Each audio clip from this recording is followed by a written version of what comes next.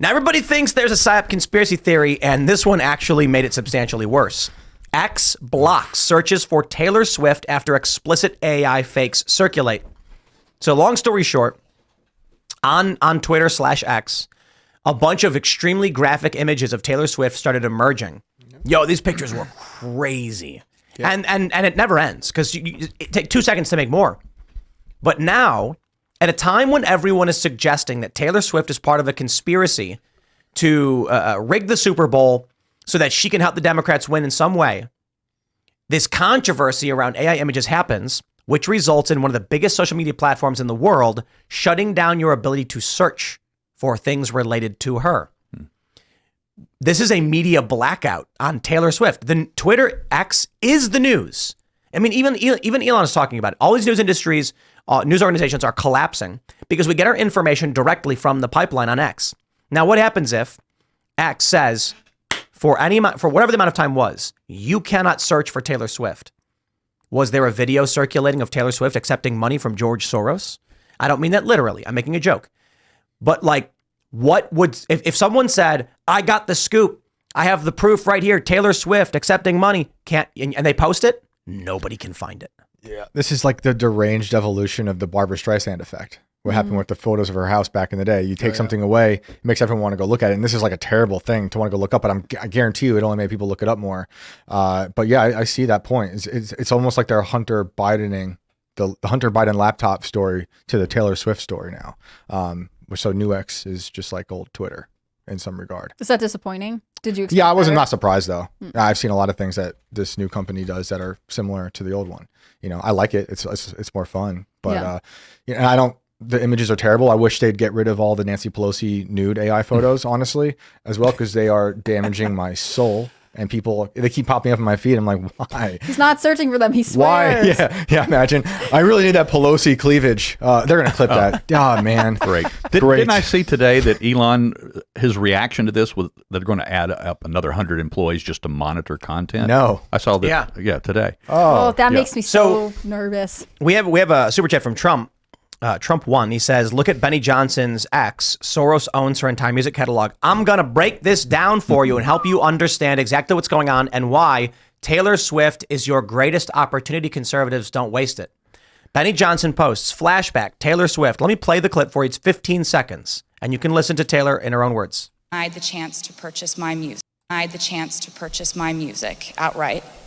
My entire catalog was sold to Scooter Braun's Ithaca Holdings in a deal that I'm told was funded by the Soros family, 23 Capital, and the Carlyle Group.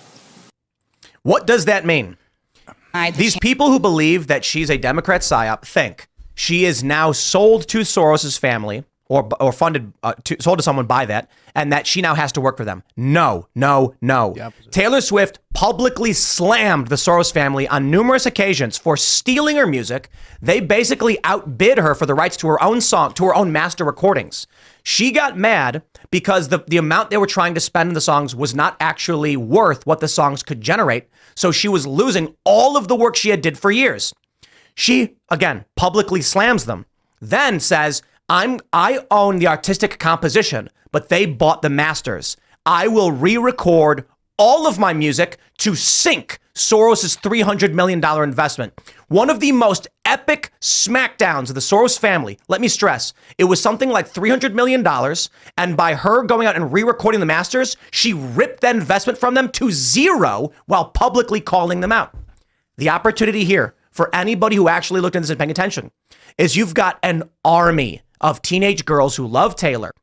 And when she slams Soros, you go to them and, like, if you're like a dad and your daughter loves Taylor Swift, you can go to your daughter and say, what happened? What was Taylor Swift talking about with the Soros family taking her music from her? And they're going to be like, yeah, because they wanted to try and make money off it. And then Taylor had to record everything. And then you, as the dad, can connect with your daughter and go, that's dirty.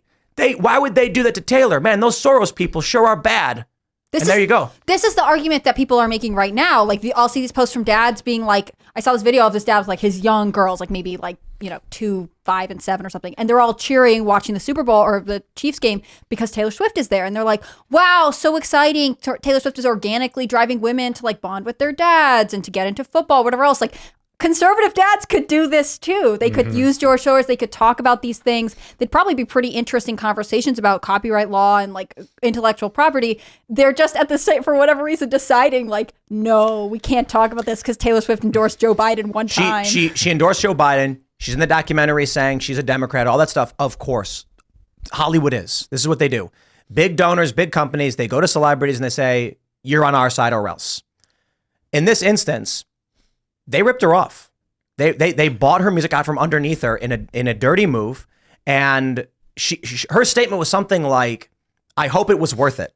Because two things. The amount of money they bought the music for, the music recordings would not generate that much money. So she couldn't pay it. She's like, I'd have to spend a third of my net worth to buy the rights to my music, and I would never make that money back. But she then re-recorded everything, re-released those albums, and now no one will ever care about whatever the Soros family bought. So you can criticize her for being a Democrat all day and night, but I am flabbergasted by the conservatives who keep pushing the fake narrative, the lie. I don't get it. Seriously, someone spell it out for me why they keep lying and trying to make it seem like she's working for George Soros. There's nothing, I don't get it. I can't answer that question, but I mean, notwithstanding the loss of opportunity that conservatives or Republicans had by what she did by coming out against Soros, speaking ill of him, it didn't matter. Ultimately, at the end of the day, another oligarch was going to buy her music anyway, because the mob has always owned the music industry, and ultimately they own the contracts. I'm sorry, this is the PsyOp. Like, guys, if there's a PsyOp, the PsyOp is sock puppet accounts on social media posting things like this. George Soros with Taylor Swift on puppet strings. I get it. It's actually not a completely unfair thing, but how can you guarantee to sever any opportunity someone had to actually have a celebrity on your side? It's this. This is so backwards. Taylor Swift publicly criticizes Soros on numerous occasions, and for some reason, the entire wave of social media posts from the right is that she's working for him. I'm like, that's a PsyOp right there. I don't know who's doing it or what, but I'm sorry. If I'm going to believe a conspiracy theory, it's that deep state whoever or whatever it is you guys think, we're like, oh no, Taylor Swift came out against George Soros. We need control of this. Quick. Pretend to be MAGA and claim she's working for Soros. And it worked. Okay, but I also have like 5 layers of tinfoil hats on at all times. And I can be like, well, Soros told her you got to come out publicly against me. So then people don't buy the PsyOp. I would agree with that if the narrative was she was against Soros. Right. But it's not. All these conservatives just keep hammering that claim over and over again. And I'm like, that's weird. Because imagine if conservatives' dads were able to go to their daughters and say, I agree with you. I support you. I can't believe they would do this to Taylor Swift. And now you're going to have a dad. So here's what happens. These teenage girls are watching the Super Bowl. And the dad is sitting there going, she works for George Soros. And the girls are going, Dad, she hates Soros. No, she works for him. Creating a divide between the conservative dads and their daughters. Because the dads believe something that's wrong. And I don't know why people keep pushing it. It's almost and then they don't have children. And also our birth or our teenage pregnancies go up. And it ruins everything. Conservative dads, this is your moment. It's almost like Q fractured into a billion different conspiracy theories. And now people are just, everything's a conspiracy, which I understand because lots of things are conspiracy theories and the government does really dark, deranged things all the time secretly.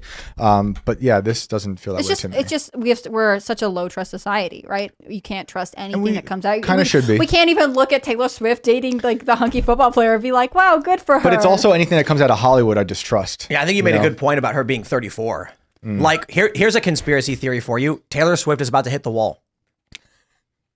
Well, also, what else is she going to do, right? Like, she is already the highest paid female musician. She was one of the youngest people to win all kinds of accolades. Like, where does she go from here? The thing that she doesn't have in her life is she has like a family, like a mom and a dad and whatever, but like she doesn't have her own kids. Her best friend is Blake Lively, who has 4 kids, I think, with Ryan Reynolds. Like, you guys, you're all men. You're going deep into this. I don't even know who these people are. This is the thing. Blake Lively? Actress married to Ryan Reynolds? Come on. I know Ryan Reynolds.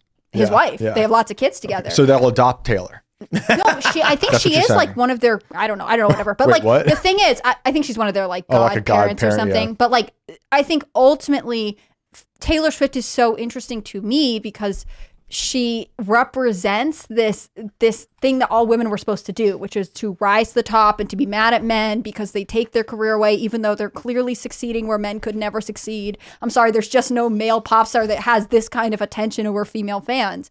And yet, ultimately, she gets out of this 6-year relationship. She's singing constantly about wanting to start a family and get married. And now she's with this other guy who's been on his podcast saying, yes, I want to be married. He does his podcast with his brother, who's happily married to like his college sweetheart with multiple children. Like, this is the rise of a pro-natalist, pro-family movement, and conservatives just need to embrace it. You made an interesting Stop making point. everything bad.